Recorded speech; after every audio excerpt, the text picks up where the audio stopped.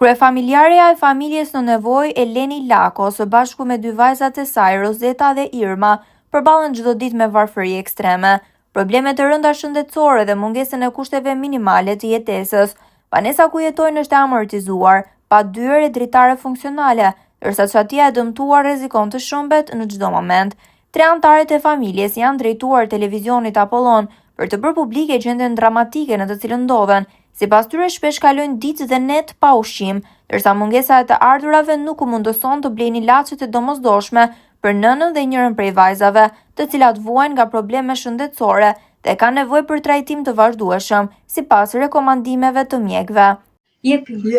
Jemi pa shtëpi, nuk flas dot jam me smur. Jemi pa ngrem, pa gjë çamles. Unë jam me smur, nuk flas dot. Nuk doron dot. Ja, pa shtëpi jemi. Pa ekonomik jemi. Ku më dalim masë, më dalim për ilaçet, jo për drita. Shikoj, pa gar, pa gjë. Sa vite ke në këtë gjendje? Kam 10 vjet. Ke shkuar te njësia administrative? Kemi vajtur, edhe kemi ankuar, edhe në telefoni kemi marrë, asin gjë. Siguroni të ardhurat për të jetuar?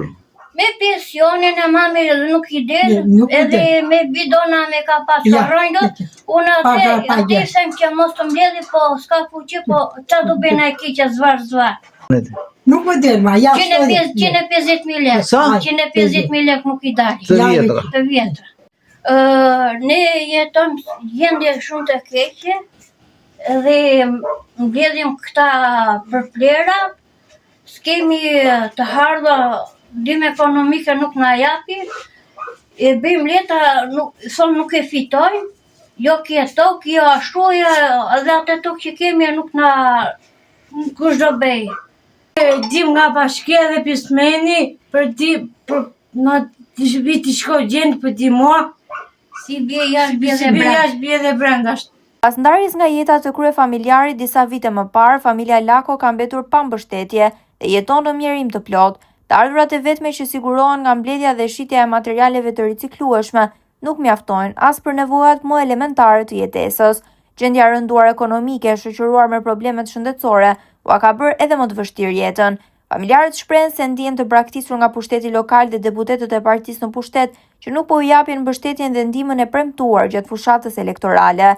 Ata u bëjnë thirrje institucioneve përgjegjëse, bashkisë FIR, organizatave humanitare, shoqatave bamirëse, biznesit dhe çdo qytetari me mundësi që t'u ofrojë ndihmë. Sipas tyre, çdo kontribut sa do i vogël është jetik për mbijetesën, ndërsa nevoja më urgjente mbetet rikonstruksioni i banesës në mënyrë që të kenë një streh të sigurt dhe kushte minimale jetese.